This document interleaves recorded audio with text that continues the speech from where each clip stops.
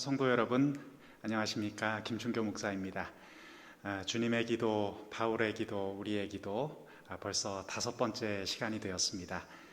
이 강의가 여러분들 평소 기도 생활을 하시는데 조금이나마 도움이 됐으면 하는 바람을 가지고 강의를 기획하게 되었습니다. 틈틈이 강의를 들어보시고 또 꾸준히 기도를 이어가시면은 영성 생활에 또 경건 생활에 좋은 도움이 될 거라고 생각을 합니다. 오늘은 5번째 강의로 예수님께서 남겨주신 기도문 마지막 내용을 보겠습니다. 마태복음 26장에 기록되어 있는 겟세마네의 기도입니다. 우리 본문을 개역개정 본문으로 먼저 천천히 읽어보겠습니다. 이에 예수께서 제자들과 함께 겟세마네라 하는 곳에 이르러 제자들에게 이르시되 내가 저기 가서 기도할 동안에 너희는 여기 앉아 있으라 하시고 베드로와 세베대의 2 아들을 데리고 가실새 고민하고 슬퍼하사 이에 말씀하시되 내 마음이 매우 고민하여 죽게 되었으니 너희는 여기 머물러 나와 함께 깨어 있으라 하시고 조금 나아가사 얼굴을 땅에 대시고 엎드려 기도하여 이르시되 내 아버지여 만일 할만하시거든 이 잔을 내게서 지나가게 하옵소서. 그러나 나의 원대로 마시옵고 아버지의 원대로 하옵소서 하시고 제자들에게 오사 그 자는 것을 보시고 베드로에게 말씀하시되 너희가 나와 함께 1시간도 이렇게 깨어 있을 수 없더냐. 시험에 들지 않게 깨어 기도하라.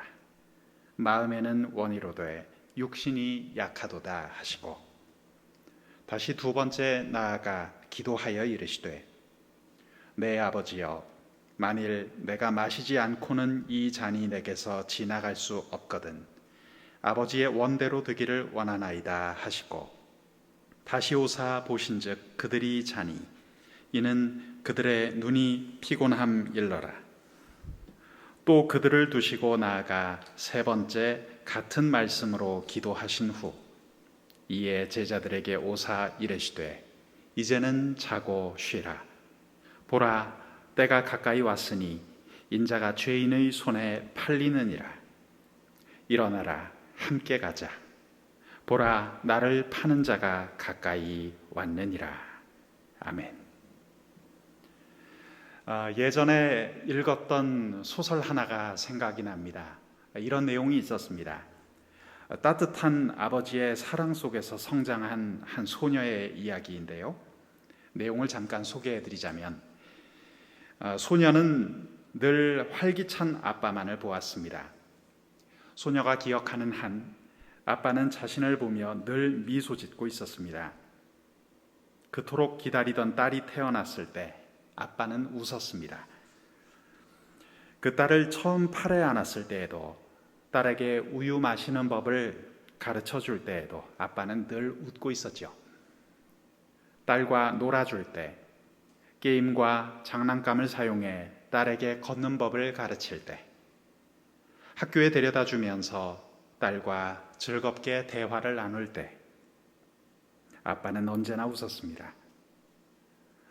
딸은 혹시 길을 가다 넘어지더라도 아빠가 미소를 지으며 볼에 살짝 뽀뽀를 해주면 금방 툭툭 털고 일어났습니다. 딸이 곤란한 일이나 문제를 겪을 때에는 아빠의 얼굴에도 어두운 그늘이 드리웠지만 그것 역시 태양을 가릴 수 없는 작은 구름일 뿐이었습니다. 아빠의 얼굴에는 이내 웃음이 돌아왔고 마음을 다른 곳으로 돌려 더 새로운 세상으로 나아갈 수 있게 해줄 값진 일에 아빠는 더욱 열정을 쏟았습니다.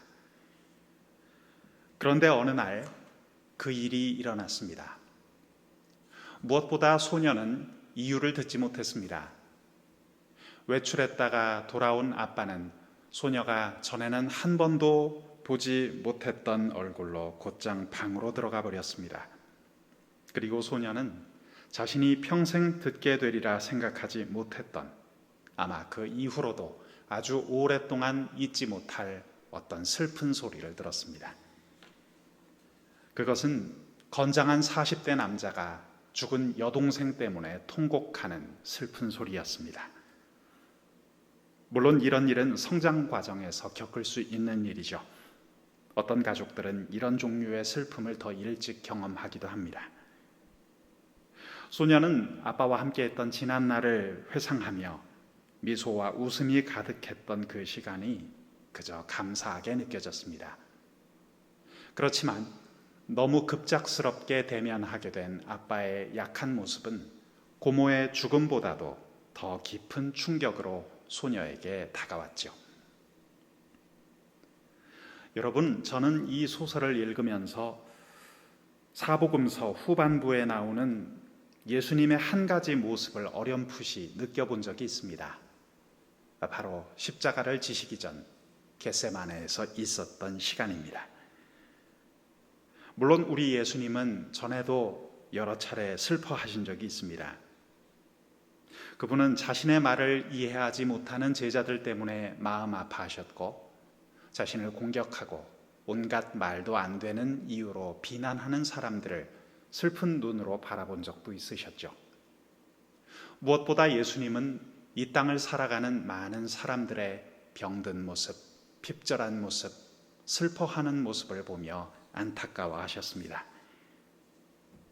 하지만 우리 주님은 언제나 강한 분이셨습니다. 그분은 언제나 또 다른 이야기를 들려주셨고, 예리한 단 한마디로 자신을 공격하기 위해 까다로운 질문을 준비해온 자들을 오히려 당황케 하는 분이셨죠. 주님께는 언제나 하나님과 그 나라를 향한 솟구쳐 오르는 놀라운 비전이 있었습니다. 문제를 가진 쪽은 언제나 사람들이었지, 답은 언제나 예수님 그분께 있었습니다. 그런데 오늘 본문에서 지금 이곳 겟세마네에서 예수님은 마치 눈을 뜬 채 악몽 속을 헤매고 다니는 사람처럼 보입니다. 그분은 그 잔을 바로 자신의 눈앞에 놓인 것처럼 보고 계셨습니다. 그 잔은 몇 시간 전쯤 마지막 만찬에 한껏 고조된 분위기 속에서 주님이 말씀하셨던, 그리고 제자들에게 마시라고 건네주셨던 그 잔이 아니었습니다. 그것은 마태복음 20장의 기록처럼 제자인 야고보와 요한에게 전에 말씀하셨던, 그리고 선지자들이 말해오던 바로 그 잔, 하나님의 진노가 담긴 잔이었죠. 우리 예수님은 그 잔 앞에서 두려워 떠셨습니다. 그 잔이 정말 무엇을 의미하는지를 누구보다 잘 알고 계셨기 때문입니다. 이 순간 우리는 예수님의 모습을 봅니다. 예수님은 자신에게 다가올 그 슬프고 험난한 운명을 향해 당당히 걸어가는 영웅의 모습을 보이지 못하셨습니다. 독약을 마시면서 친구들에게 나는 더 좋은 곳으로 가는 것이니 울지 마라 라고 이야기했던 현자 소크라테스 같지도 않았습니다. 예수님은 한 인간으로서 녹아내릴 것 같은 심정을 겟세마네 동산에서 느끼고 계셨습니다. 예수님은 캄캄한 어둠 속에서 세상의 모든 악령들이 뒤를 돌아 자신을 바라보며 이빨을 드러내고 웃는 것을 보셨는지도 모르겠습니다. 주님은 자신의 아버지께 그것을 통과해야 하는 자리에 자신을 보내지 말아달라고 간청하고 또 간청하셨습니다. 예수님께서는 일전에 제자들에게 가르쳐 주셨던 바로 그 기도를 지금 자기 자신을 위해 하고 계신 것입니다. 우리를 시험의 때로, 가장 깊고 어려운 시험의 때로 보내지 말아 주십시오. 사랑하는 여러분, 그러나 그 간청은 거절되었습니다. 겟세마네의 기도는 크게 세 가지 기도로 이루어져 있음을 우리는 봅니다. 필사적이며 공황 상태에 있었던 첫 번째 기도가 두 번째와 세 번째 기도로 넘어가면서 우리는 이 간절한 요청에 대한 답이 이미 주어졌음을 희미하게나마 볼 수가 있습니다. 첫 번째 기도는 이 잔을 내게서 지나가게 하옵소서라는 직설적인 요청으로 시작됩니다. 그것은 만약 반드시 그렇게 되어야 한다면 안 돼 라고 말할 수 있는 권리가 하나님께 있음을 슬프게 인정해야만 하는 기도였습니다. 두 번째 기도문은 주기도문의 또 다른 구절을 연상시킵니다. 만약 꼭 그렇게 되어야 한다면 아버지의 원대로 되기를 원하나이다. 우리는 이번 강의 첫 시간에 주님께서 가르쳐 주신 기도를 살펴보았습니다. 아마도 제자들은 예수님이 그들에게 이 기도를 가르쳐 주실 때 그것이 이 정도로 직접적으로 예수님 자신과 상관이 있는 기도가 될 것이라고는 전혀 생각지 못했을 것입니다. 예수님은 자신이 가르치신 것을 직접 삶으로 살아내야 했습니다. 참으로 산상수훈의 전체가 예수님의 삶 속에서 현실이 되고 있는 것처럼 보입니다. 뺨을 맞고 저주를 받아도 축복으로 되갚는 그 길을 걸으면서 예수님은 자신이 말씀하셨던 고난과 슬픔 속으로 들어가고 계셨습니다. 여기서 우리는 마태복음에서 두 번째로 예수님이 개인적인 영적 전투를 벌이고 계심을 보게 됩니다. 첫 번째 영적 전투는 마태복음 4장의 기록처럼 예수님께서 금식하시며 광야에서 사단과 싸우셨던 바로 그것을 이야기합니다. 이 두 가지 영적 전투 모두는 예수님이 공적으로 하나님 나라를 위해 말씀을 전하고 살고 죽기 위해 꼭 승리해야만 하는 물러설 수 없는 싸움이었습니다.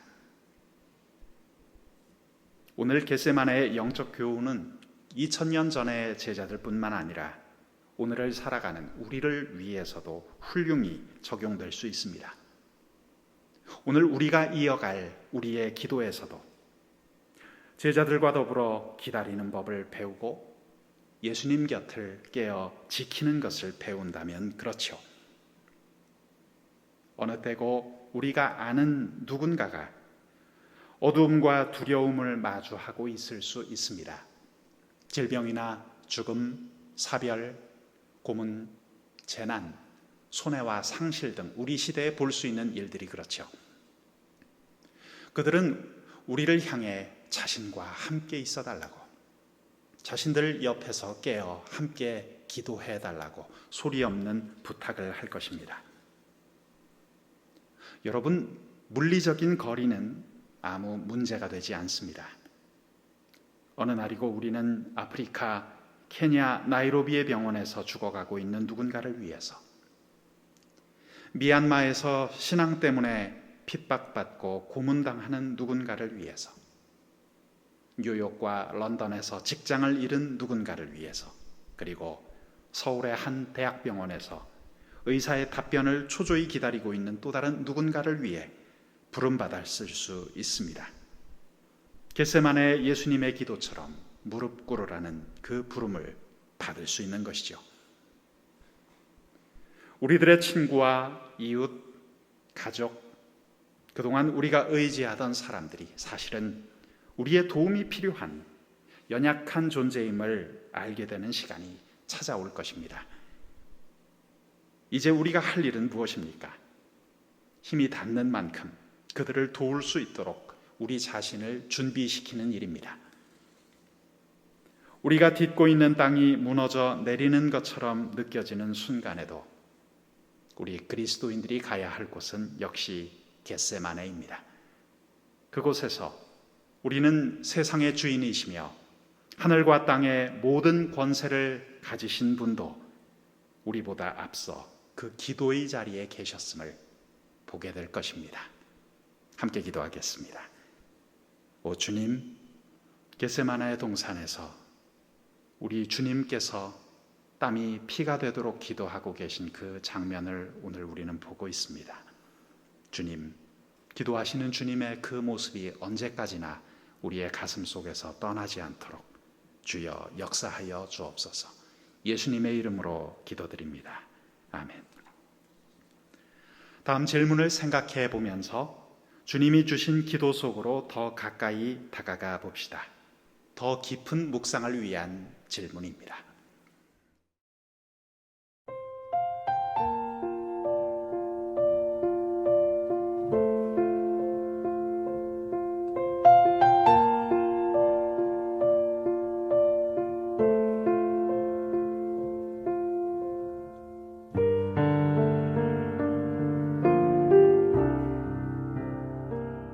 실생활 속에서 바른 기도의 의미를 찾아가는 시간, 기도에 관해 생각해 본다 코너입니다. 오늘은 그 5번째 시간으로 변화는 퍼져간다 라는 제목으로 이야기를 이어가 보겠습니다. 바른 기도로서 나 자신이 변화된다면 이제 나는 내 주변에 있는 다른 사람들에게 거울의 역할을 할 것입니다. 물론 가장 맑은 거울은 우리 하나님이시지만 하나님을 부인하는 사람들에게 시편 91편이 말하는 청정한 영성을 가진 사람들은 작은 거울이 될 것입니다. 말로 다 표현하지 않아도 우리가 하나님 안에서 살아가는 방식은 다른 사람들이 자신의 모습을 깨닫도록 도와줄 것입니다. 우리 예수님은 이것을 비유해서 마태복음 5장에서 세상의 소금과 빛 혹은 등경 위에서 비추는 등불이라고 말씀하셨습니다. 기도를 통해 우리의 삶이 변화하면 그 모습을 감출 수가 없고 그 새로워진 삶은 다른 사람들의 모습을 비추어 준다는 말씀이죠. 주님께서는 마태복음 5장 16절에서 다음과 같이 말씀하고 계십니다. 이같이 너희 빛이 사람 앞에 비치게 하여 그들로 너희 착한 행실을 보고 하늘에 계신 너희 아버지께 영광을 돌리게 하라. 산상수훈에 담겨있는 이 말씀은 남에게 드러나 보이기 위해 행동하라는 뜻과는 전혀 거리가 멉니다. 예수님께서는 남에게 인정받기 위해 행하는 태도를 책망하셨죠.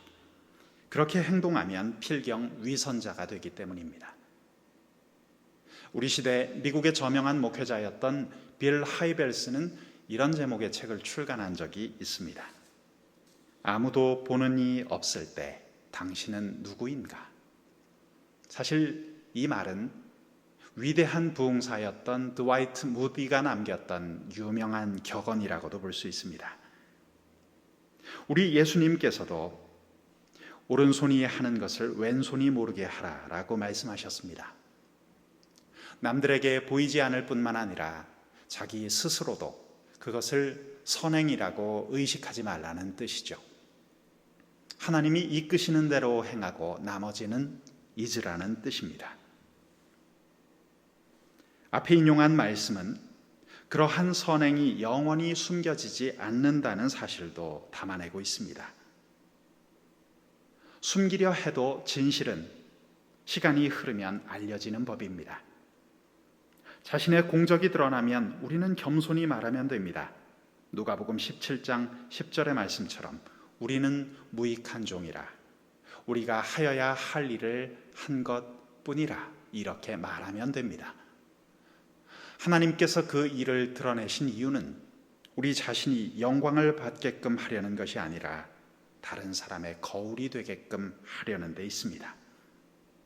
우리의 변화가 다른 사람들에게도 퍼져가도록 역사하는 것이죠. 하지만 맑은 거울 앞에서 자기 자신의 잘못을 깨닫고 고치려는 사람들은 생각보다 많지 않습니다. 자신의 참모습이 드러나는 것이 두려워 외면하거나 거부하는 사람들이 아직도 많죠. 우리 예수님께서는 이러한 현실을 간파하셨습니다. 그래서 요한복음 3장 19절로 21절에서 주님은 이렇게 말씀하시죠.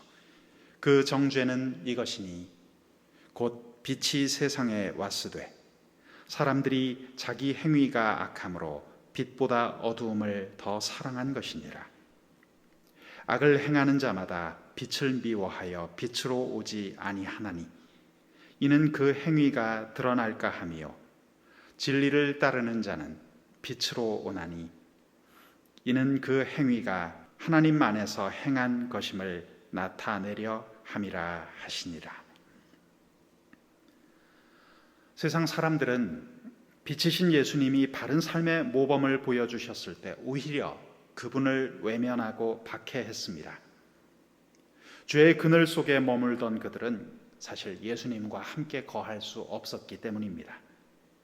그분과 함께 있으면 자신의 삶이 밝은 빛 가운데 노출되기 때문에 그것을 견딜 수 없었던 것입니다. 그래서 그들은 결국 예수 그리스도를 험한 십자가에 매달고 말았습니다. 예수님을 제거함으로써 자신들의 부정함을 영원히 은폐할 수 있다고 생각하지만 결과는 정반대였습니다. 역설적이게도 주님의 죽음은 더 많은 사람들로 하여금 그분을 따르게 만들었죠. 그분은 결국 이 세상을 가장 철저히 그리고 가장 변화시킨 인물이 되었습니다. 이러한 일들은 올바르게 기도하는 하나님의 사람들에게도 일어납니다. 우리가 진리를 통해 참된 삶에 가까이 갈수록 이 세상은 우리를 견디지 못해 할 것입니다. 악한 삶의 실상이 우리의 모습과 대조되어 선명히 드러나기 때문이죠. 그래서 세상은 진실한 기도자들을 멀리하려고 합니다. 이 세상은 그들을 제거하려고 칼을 듭니다. 하지만 하나님의 신실한 사람들이 보여준 희생은 더 많은 기도자들을 불러일으키고 더 많은 구도자들을 태어나게 할 것입니다. 고대 교회의 지도자인 테르툴리아누스가 순교는 교회의 씨앗이라고 말한 것은 바로 이러한 이유 때문입니다. 인간적인 눈으로 보면 정말 덧없는 희생일지 모르겠지만 그것이야말로 이 세상을 참되게 변화시키는 가장 큰 능력이 되기 때문입니다. 여러분, 진정한 변화는 굳이 확산시키려 하지 않아도 결국은 전파될 것입니다. 그러므로 우리는 먼저 나 자신의 변화를 위해 기도해야겠습니다. 먼저 내가 어떻게 되느냐에 따라 내가 선 이 자리가 천국이 될 수도 있고 지옥이 될 수도 있습니다. 만약 내가 아무런 영적 변화 없이 그대로 머물러 있다면 주변이 아무리 바뀌어도 우리는 천국을 경험할 수 없게 될 것입니다. 여러분, 오늘 5번째 강의를 정리할 시간입니다. 오늘은 마태복음 26장에 담긴 겟세마네 기도를 통해서 예수님이 남겨주신 기도문 그 마지막 내용을 살펴보았습니다. 오늘 주님의 이 절절하고 간절한 기도를 우리 가슴속에 먼저 품어보십시다. 그리고 오늘을 살아가는 우리의 기도로 이어갑시다. 성령님께서 주시는 감동을 따라 이 시간 연주 찬송이 흐르는 동안 함께 기도하기를 원합니다. 기도 제목을 먼저 드리겠습니다. 첫째로, 오늘 주님의 기도를 보면서 제자들에게 가르치셨던 주님의 기도가 겟세마네의 기도까지 이어지고 있음을 우리는 발견했습니다. 예수님의 삶은 이처럼 기도로 이어진 것이었죠. 우리는 예수님을 믿고 오늘도 교회에 출석합니다. 하지만 나 자신의 기도하는 모습은 어떻습니까? 나 역시 예수님처럼 이렇게 진실하고 절절히 하나님 앞에 기도하고 있습니까? 기도를 통하여 살아계신 하나님 앞에 나아가 그분과 교제하고 있습니까? 겟세마네에서 간절히 기도하시는 예수님의 모습에 비추어 보는 오늘 나의 모습은 어떻습니까? 이 시간 함께 기도하겠습니다.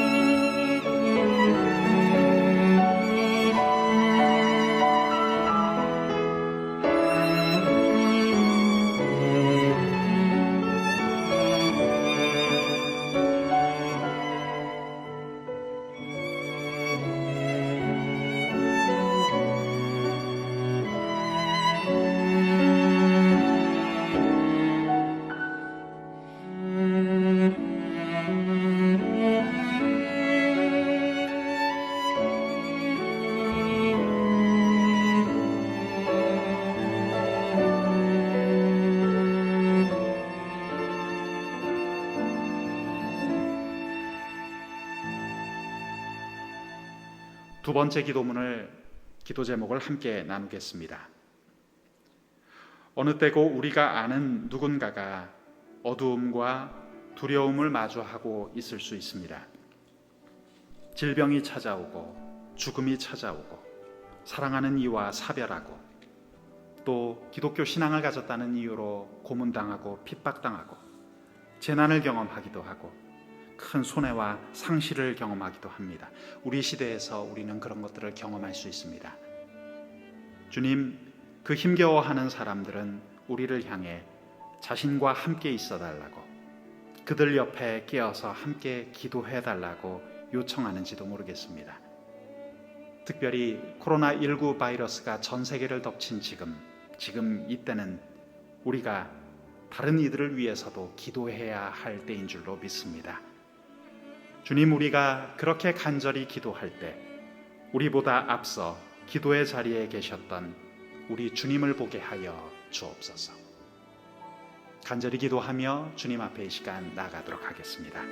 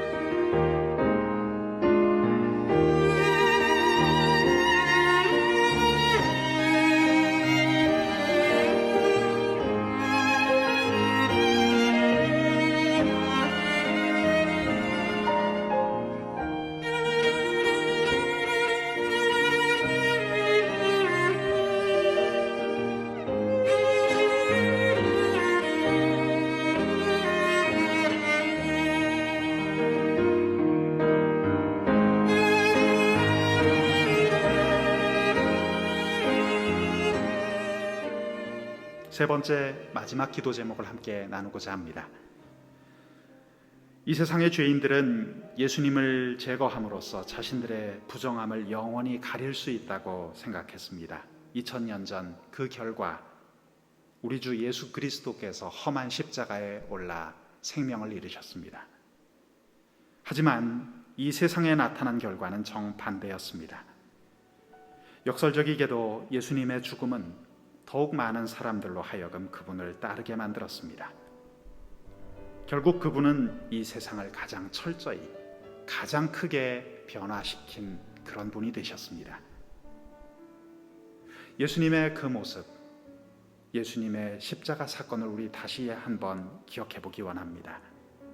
오늘 예수님의 제자로 살아가야 할 우리는 여기서 어떤 영적 교훈을 얻어야 합니까? 주여, 성령의 음성으로 우리에게 들려주옵소서. 오늘의 영적인 변화는 예수님을 따르는 나로부터 시작될 수 있음을 주여 깨닫게 하옵소서. 연주 찬송과 함께 이 시간 계속해서 기도하도록 하겠습니다.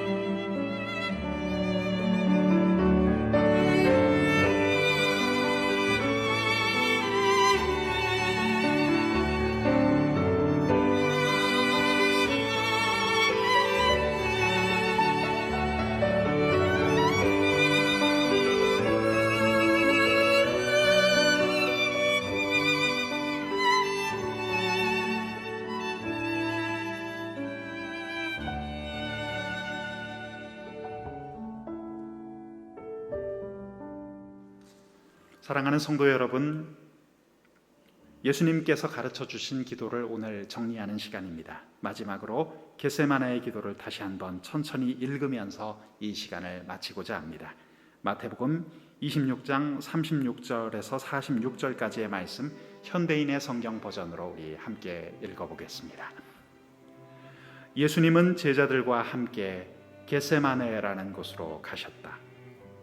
거기서 제자들에게 내가 저기 가서 기도하는 동안 너희는 여기 앉아 있거라 하시고 베드로와 세베대의 두 아들만 데리고 가셨다.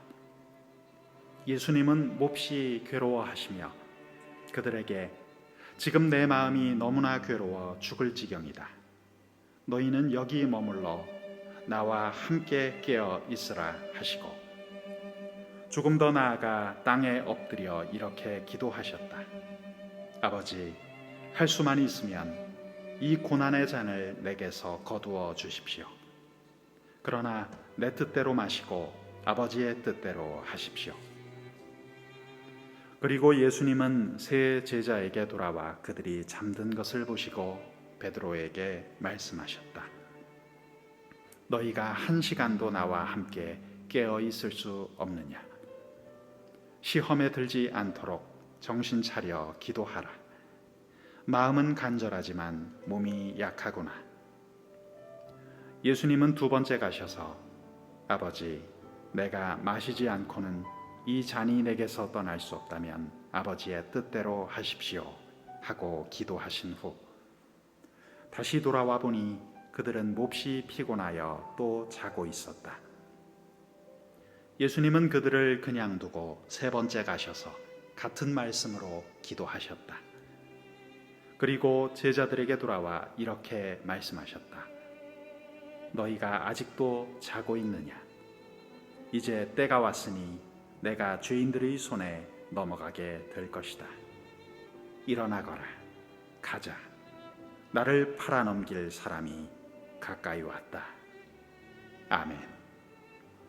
한 주간 우리 주님의 은혜가 여러분과 함께 하시기를 기도합니다.